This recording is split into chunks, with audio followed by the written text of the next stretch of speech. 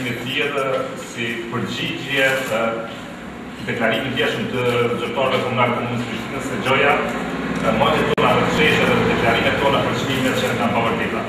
I kemi thirrur që nëpërmjet fakteve ta dëshmojmë të kundërtën edhe ta shkaktojmë në mirë të vërtetën të shesheve, ndërtimin shesheve se parazitët dhe ndërrua, dhe keq përdorimet që përbën këto dy sheshe. Një rast i paparë arrogancë pushtetit dhe ignorancë ndodhi dje në konferencë për media të komunës së Prishtinës. Zyrtarët e lartë komunal deklaruan se sheshi Ibrahimova ne pas ka 16.000 m2, ndërsa sheshi Zaher Fajziti ne pas ka 17.000 m2. Sipërfaqja e shesheve u rrit brenda natës për të mbuluar davallirat e tyre. Por farmicisht, Prishtina ka arkitekt të sinqertë, përkundër atyre që zhërbejnë interesa politike të zyrtarëve të komunës, të cilët me marrjet e tyre vërtetojnë analizën tonë dhe çmimin marramendës për euro 500 euro për metër katror që kushtojnë këto dy sheshe. Janë tre çështje për të cilat zyrtarët komunal duhet të sqarojnë qytetarët e Prishtinës. Së pari, duhet të sqarojnë për transparencën në lidhje me lëvizjen e vendosjeve dhe përgjithsisht të qytetarëve. Kemi bërë 3 shkresa drejtuar komunës lidhur me materialin për sheshet Ibrahimova dhe Zaher Fajziti, që nga dhjetori 2010-s e deri në gusht dhjetor 2011 gusht 2012. Unë bëja pasqyroj shumë shkurt këto 3 shkresat. E para është 13 dhjetor 2011, shkresa drejtuar drejtorisë urbanistik dhe zyrës së prokurimit. E dyta është e datës 28 qershor 2012 dhe e treta është e datës 2 gusht 2012.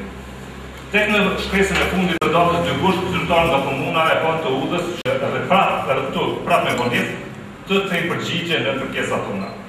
Ku ata na kishin shkruar dy kopje të shpalljes së tenderit dhe dhënies së kontrollës, materiale këto që vetë janë publike në vetëfaqe të organeve të tjera.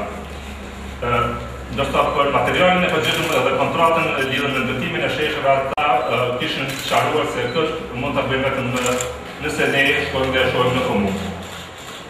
Pas marrjes së këtij njoftimi, kemi kontaktuar zyrtarët komunal të komunës së Prishtinës, gjithsesi drejtorinë në departamentin e prokurimit, dhe kemi njoftuar që dëshirojnë ta shohim kontratën. Ata përthuajse për 10 minuta rresht kanë tentuar që na bindë se kjo është e panevojshme dhe se nuk ka ndonjë interes ose diçka që shihet në këto kontrata. I kemi sugjeruar dhe kemi garantuar që kjo është drejtë jone, garantuar me ligj, dhe interesi jonë që ta shohim këtë kontratë. Dhe jemi marrë vesh që na njoftojnë se kur të na caktojnë takim në cilin jetë do ta shohim kontratën. Për 2 javë kemi pritur dhe kjo thirrje nuk ka. Çështja tjetër për cilën do të sqarojë zyrtarët komunal qytetarët e Prishtinës janë edhe investimet me mbi 10 milionë euro në betonizimin e qendrës së Prishtinës. Në kohën kur kemi rritje të alarmante të bafrisë, rritje të numrit të familjeve që kërkojnë ndihmë sociale, kur qytetarët ballafaqohen me mungesë ujit pijes, të kanalizimeve dhe nevoja tjera elementare. Investimi një shumë kaq të madhe në këto kushte dhe në këtë gjendje është vetë keq menaxhim. Investimet do të bëhen sipas prioriteteve të qytetarëve, jeni të bindur se prioritetet e qytetarëve janë punësimi dhe rritja e mirëqenies dhe janë investime në sheshe. Pyetja kryesore për ne është se përse asnjë zyrtar komunal nuk po flet për kompaninë Allzon. Kjo kompani është përfituese në secilin të nder që dha lidhur me ndërtimin e këtyre 3 shesheve. Dihet tashmë botërisht se ndërmarrja Allzon është pikërisht ajo ndërmarrje e cila para 2 vitesh e mashtroi komunën e Prishtinës me 300.000 euro në shitjen e një kamioni zjarfikës. Është kjo ndërmarrje e cila në vend se të ndëshkohet për mashtrimin që bërë komunës, është problem nga kjo e fundit me kontrata dhe tender milionësh. Kryetari Mustafa dhe varësit e tij duhet të japin përgjigje qytetarëve të komunës së Prishtinës përse ndërmarrja Allzon e cila ka mashtruar komunën një herë për vjet prapë. Sa Mustafa dhe varësit e tij duhet të tregojnë qytetarëve të komunës së Prishtinës se çka kanë bërë kësaj kompanie. Dhe është e papranueshme që borxhet e tyre me kësaj kompanie të lanë para të qytetarëve. Megjithatë tash Petret Ahmeti, arkitekt në qendrën e Prishtinës, do të paraqes faktet cilat vërtetojnë thëniet tona në konferencën e së shtunës.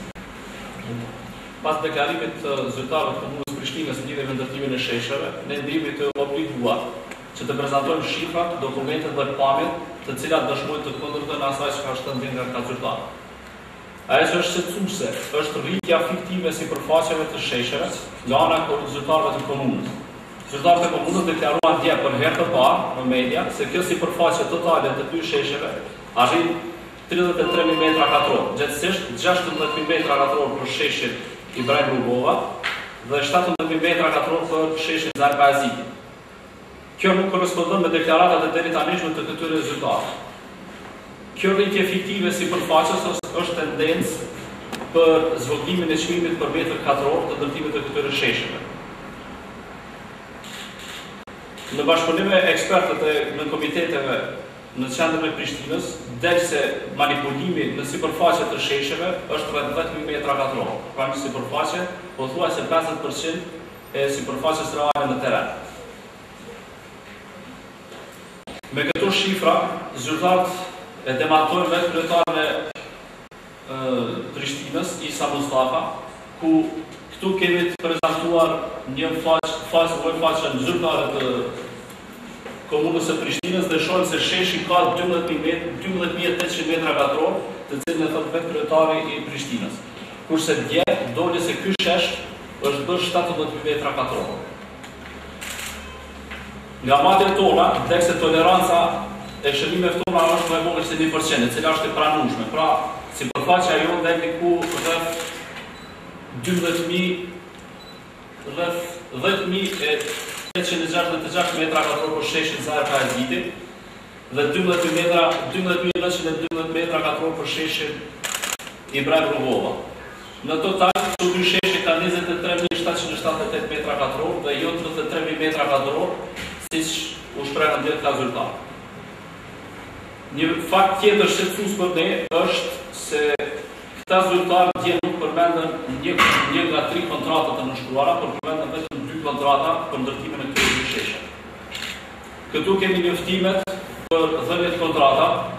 E para është ndërtimi i sheshit pavarësisë Ibrahim Rugova, e cila ka vlerën prej 4.365.714.70 euro. Kontrata e dytë është kontrata për furnizim dhe montim të pllakave në sheshin Ibrahim Rugova. Kjo është kontrata të cilën këta zyrtarë dje harruan ta përmendin, e cila ka vlerën prej 2.279.120 euro. Pra kjo koston totale të këtyre shesheve e hyp në mbi 11 milion, dhe jo 9 milion siç janë shprehur ata. Ne konsiderojmë se shuma prej 2.279.120 euro nuk është shumë e cila mund të anashkallohet dhe të mos përmendet, së paku jo për ne lëvizjen e vendosur dhe qytetarët e Prishtinës.